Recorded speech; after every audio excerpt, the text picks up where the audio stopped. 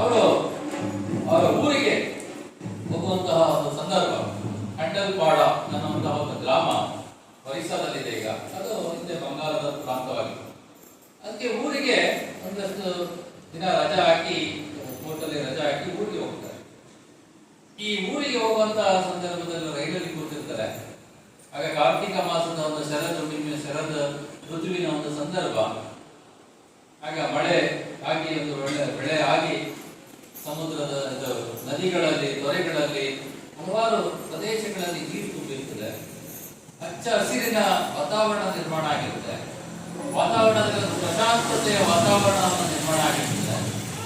ಈ ರೀತಿಯಾದಂತಹ ಹಲವಾರು ರೀತಿಯ ಈ ವಾತಾವರಣ ಪ್ರಕೃತಿಯಲ್ಲಿ ಅವರ ಮನಸ್ಸಿಗೆ ಒಂದು ಮನೋಲ್ಲಾಸ ಅಂತ ಹೇಳಿ ಕರೀತಾರೆ. ಆ ಮನೋಲ್ಲಾಸ ಸಂದರ್ಭವನ್ನ ಮನಸ್ಸಿನಲ್ಲಿ ನೆನೆಸ್ಕೊಳ್ತಾ ರೈಲಿನಲ್ಲಿ ಕೂತಿರ್ತಾರೆ. ಹೋಗ್ತಾ ಇರ್ಬೇಕಾದ್ರೆ ಈ ಪ್ರಶಾಂತವಾದಂತ ಎಲ್ಲ ವಾತಾವರಣವನ್ನು ಗಮನಿಸ್ಕೊಂಡು ಕಣ್ಣನ್ನು ಮುಚ್ತಾರೆ. ಕಣ್ಣನ್ನು ಮುಚ್ಚಿ ಒಂದು ಸ್ವಲ್ಪ ತಾದ್ಮೇಲೆ ಕಣ್ಣು ತೆಗಿತಾ ಅವರ ಬಾಯಲ್ಲಿ ಒಂದು ಶಬ್ದ ಬರುತ್ತೆ, ಒಂದೇ ಮಾತರಂ.